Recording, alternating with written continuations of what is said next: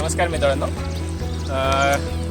बऱ्याचदा आपण रोपं लावण्यासाठी कुंड्या भरतो किंवा अशा पॉलिथिनच्या बॅग्स वगैरे भरतो, ज्याच्यात आपण बिया लावून रोपे उगवण्याचा प्रयत्न करतो. पण बहुतांश वेळा आपल्याला म्हणजे असं लक्षात येतं किंवा काही वेळा असं होतं की आपण व्यवस्थित सर्व वापरून देखील आपल्या बिया पूर्णपणे जर्मिनेट होत नाहीत किंवा उगवून येत नाहीत. तर आपण आज पाहूयात की कुंड्या किंवा अशा पॉलिथिनच्या बॅग्स भरायची योग्य पद्धत काय असेल. त्यासाठी आपल्याला साधारणपणे माती घ्यायची आहे, जिचा pH लेवल 6 ते 8च्या दरम्यान असेल. म्हणजे मिनिमम 6 ते मॅक्सिमम 8पर्यंत, जेणेकरून म्हणजे थोडी न्यूट्रल अशी माती आपल्याला घ्यायची आहे. आपण व्यवस्थित कुजलेलं 3.5 ते 4 महिने व्यवस्थित कुजलेलं शेणखत घेतलं आहे, गांडूळ खत घेतलं आहे, जे न्यूट्रिशन वाईज म्हणजे याच्यामध्ये पोषक तत्वे असलेलं असं गांडूळ खत घेतलं आहे. आणि राख घेतलं आहे. राखेमध्ये राख घेण्याचं असा मुद्दा म्हणजे राखेमध्ये कॅल्शियम आणि फॉस्फरस असे न्यूट्रियंट्स असतात, जे आपल्याला जर्मिनेशनसाठी मातीमध्ये न्यूट्रियंट्स मेंटेन ठेवण्यासाठी मदत होतात. आणि राखेची आणखीन एक म्हणजे अशी प्रॉपर्टी आहे की ही अँटी फंगल आहे. म्हणजे जर पाण्याचा अतिरेक जर झाला मातीमध्ये किंवा कुंडीमध्ये, तर बुरशी न लागू देण्याचं काम ही राख करते. आपण इन जनरली 2 पाट्या माती घेतलेली आहे. त्यासाठी साधारण 3 ते 4 किलो शेणखत आहे, 2 किलो गांडूळ खत आहे आणि राख काय साधारण किलोभर असेल. ह्याचं योग्य मिश्रण आपण करून घेऊ आणि कुंडी आपण कशी भरायची ते पाहू. ह्याचं प्रमाण वर खाली जरी झालं तरी चालून जाऊ शकतं. आणि ह्याचा वापर करताना तुम्ही आणखी काही गोष्टी आहेत ज्या वापरू शकताय, जसं की एखादी अँटीबॅक्टेरियल किंवा अँटीफंगल पावडर, ट्रायकोडर्मा आहे. जर तुम्ही ऑर्गॅनिक पद्धतीने जात असाल किंवा सेंद्रिय पद्धतीने जात असाल तर ट्रायकोडर्माचा वापर तुम्ही निश्चितच करून बघा. किंवा मार्केटमध्ये मग केमिकल असलेल्या केमिकल कंपाऊंडेड मिळू शकतात.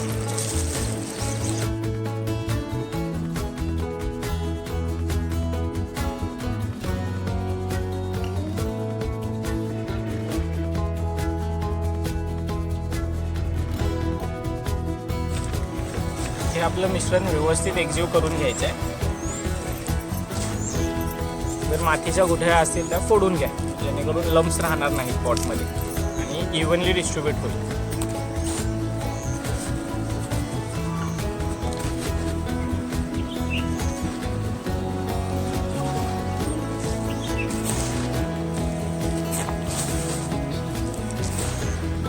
मिश्रण करण्यासाठी असा खाली कागद वगैरे घेऊ शकताय तुम्ही, किंवा ताडपत्री वगैरे असेल. फरशीवर जरी केलं तरी चालून जाईल, जेणेकरून आपलं जे मिक्सर आहे त्याच्यात एक्स्ट्रा कशाचा सहभाग होणार नाही किंवा आपलं जे बनवलेलं मिक्सर आहे ते वेस्ट जाणार नाही. माती सिलेक्ट करताना ह्याची काळजी घ्यावी की त्याचा pH आपला 6 ते 8च्या रेंजमध्ये पाहिजे आणि माती ही योग्य निचरा होणारी घ्यावी. म्हणजे जास्त पाणी खूप दिवस टिकून ठेवलं वगैरे असं होता कामा नये, जेणेकरून आपल्या बियांना कूज वगैरे लागू शकते किंवा त्या आपल्या पॉटमध्ये बुरशीचा वाढ होऊ शकते. आपण अँटीबॅक्टेरियल पावडर वापरतोच, पण एक्स्ट्रा सिक्युरिटीसाठी किंवा एक्स्ट्रा प्रोटेक्शनसाठी मातीचा योग्य निचरा होणाऱ्या मातीचा वापर आपण करायचा आहे.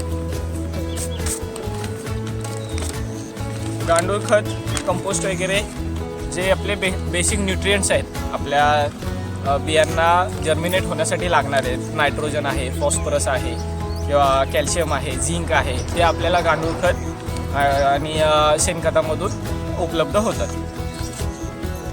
तर कुंडी भरताना तर हे आपलं मिक्सर एकजीव करून झालेलं आहे.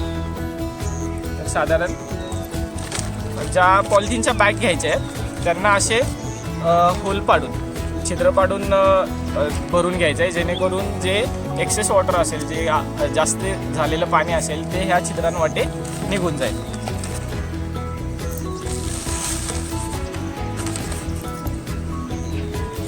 पॉट भरताना असं भरून झाल्यानंतर थोडं असं आपटून घ्या, जेणेकरून जे आतमधील हवा आहे ती प्रॉपर बाहेर निघेल. जो आपला मिक्सरचा थर आहे तो व्यवस्थित सेट होईल.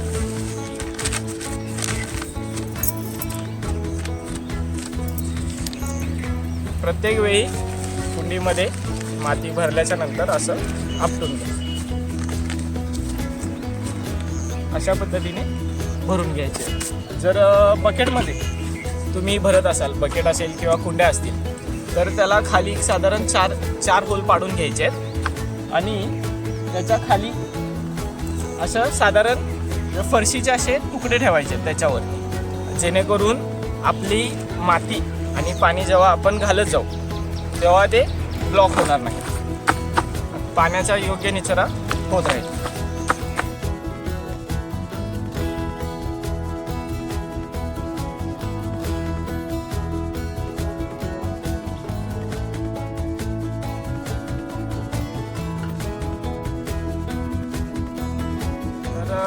एकदम सोपी, सरळ, सुटसुटीत पण फायदेशीर अशी आपण आज माहिती घेतलेली आहे.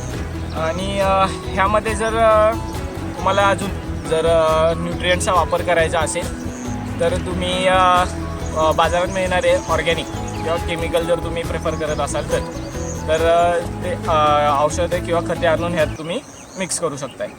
पण शक्य होईल तेवढं ऑर्गॅनिक जाण्याचा प्रयत्न करा, जेणेकरून आपल्याला त्याचा फायदा होईल. गांडूळ खत निवडताना त्यामध्ये गांडूळ असतील अशा हिशेबाने आपण निवडायचं आहे.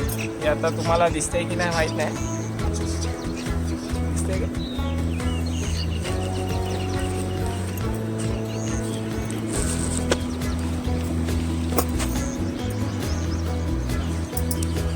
गांडूळ दाखवतोच. अशा पद्धतीने गांडूळ असलेलं गांडूळ खत घ्यायचं आहे. तर अशाच हेल्पफुल व्हिडिओसाठी किंवा आपल्या चॅनलला सबस्क्राईब करा, शेअर करा. आणि जर तुमचे काही सजेशन्स असतील किंवा आमच्या माहितीमध्ये तुम्हाला काही भर घालायची असेल तर तुम्ही नक्कीच आम्हाला कमेंटमध्ये सांगू शकता.